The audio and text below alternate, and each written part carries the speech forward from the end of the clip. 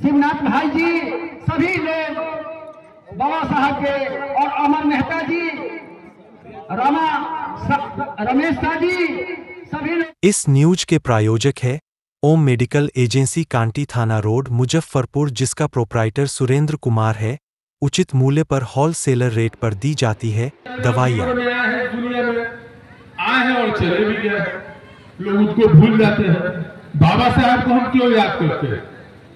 तो बाबा साहब को इसलिए हम याद करते हैं कि बाबा साहब ने गैर बराबरी के खिलाफ लड़ा, छुआछूत के खिलाफ लड़ा, और जो मनु और स्मृति के तहत जो पहले देश चल रहे थे, लोग शासन कर रहे थे, महिलाओं को अस्थल टैक्स देना पड़ता था, और बहुत ऐसा कानून बनाया गया था जो समाज में भेदभाव को बहुत चरम सीमा पर था। बाबा साहेब भीमराव अंबेडकर जी के समय में इतना चरम सीमा पर था कि हमारे अंबेडकर जी को स्कूल में क्लास में बैठ के पढ़ने नहीं दिया गया। लोग कहते थे कि ये शूद्र है, ये शूद्र है, ये दलित है, ये हमारे बगल में बैठ जाएगा तो हम छुआ जाएंगे। ये भावना बाबा साहेब भीमराव अंबेडकर के प्रति लोगों ने रखा, लेकिन बाबा साहेब भीम अम्बेडकर जी न रुके और न थके और अपनी संघर्ष जारी रखे। उन्होंने दीवार के बगल से, खिड़की के बगल से खड़ा होकर जब शिक्षा दीक्षा लेने का काम किया, और जब शिक्षा दीक्षा लिया तो उन्होंने देश और दुनिया में अपना लोहा मनवाने का काम किया। उन्होंने संविधान लिखने का काम किया, और हम आपको बता देना चाहते हैं, ये समस्त विचार के लोग, ये लोग नहीं चाहते थे कि संविधान पीठ में बाबा साहब भीमराव अम्बेडकर आए।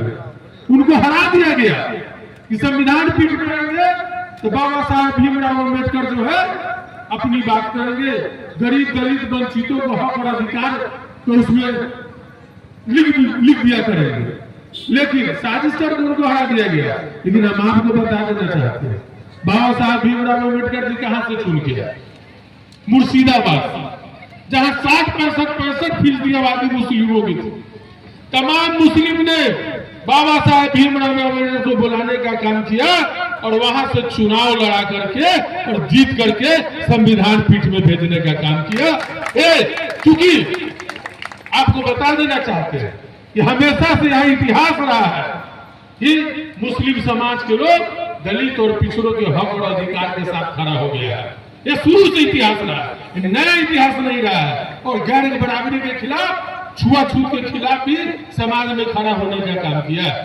लेकिन आज वो लोग जो बाबा साहब को नहीं मानते थे, जो बाबा साहब के संविधान का विरोध करते थे, और आज भी बाबा साहब के बनाए हुए कानून में हमेशा छेड़छाड़ करते हैं। जब बाबा साहब भीमराव अम्बेडकर जी ने क्या बोला, संविधान दिया, आपको बराबरी का अधिकार दिया, आपको मताधिकार का अधिकार दिया, चाहे कोई भी हो, गरीब हो, अमीर हो, राजा हो, रंक हो, सबको समान अधिकार देने का काम किया, और मताधिकार का समान अवसर मिला, जिसके कारण तमाम लोग आपके बीच में आते हैं और हाथ जोड़ने का काम करते हैं। ये बाबा साहब भीमराव अम्बेडकर जी के देन है। उन्होंने क्या कहा?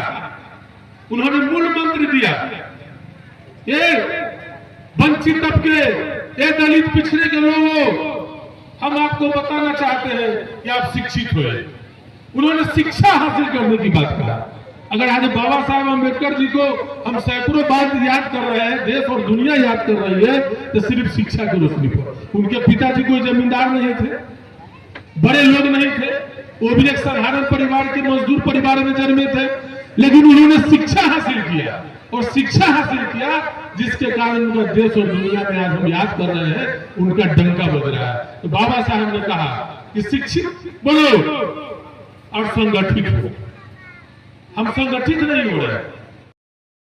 डॉक्टर बाबा साहेब भीमराव अम्बेडकर जी का 134वीं जन्मतिथि पूरे राज्य और देश और दुनिया में मनाई जा रही है। राष्ट्रीय जनता दल के हम लोग के नेता आदरणीय प्रतिपक्ष तेजस्वी प्रसाद यादव जी ने भी आह्वान किया है, निर्देशित किया है कि तमाम कार्यकर्ता पंचायत स्तर पर डॉक्टर बाबा साहेब भीमराव अम्बेडकर जी की जयंती मनाने का काम करेंगे।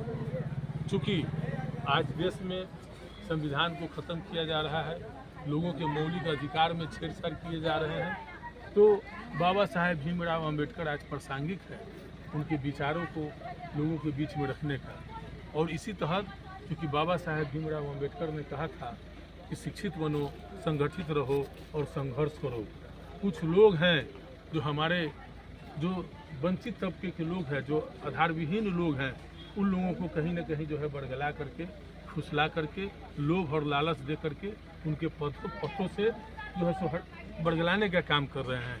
लेकिन बाबा साहेब भीमराव अंबेडकर के माध्यम से हम लोग समाज के सभी वंचित पिछड़े दलितों के हम बस्तियों में जा करके राष्ट्रीय जनता दल उनके हक और अधिकार के बारे में जानकारी दे रहे हैं। और तमाम लोग हम कह रहे हैं कि हमारे लोग जब शिक्षित होंगे तभी जाके संगठित रहेंगे और संघर्ष करेंगे। तो हम आपके माध्यम से हम तमाम लोगों को कहना चाहेंगे कि शिक्षित रहे, संगठित रहे, संघर्ष करें, ताकि हम अपने हक और अधिकार के लिए लड़ सके। बाबा साहेब अम्बेडकर के सच्ची श्रद्धांजलि भी होगी। इस तमाम चीज़ों को कहते हुए जय हिंद, जय बिहार और जय भीम, जय जय जय जय जय।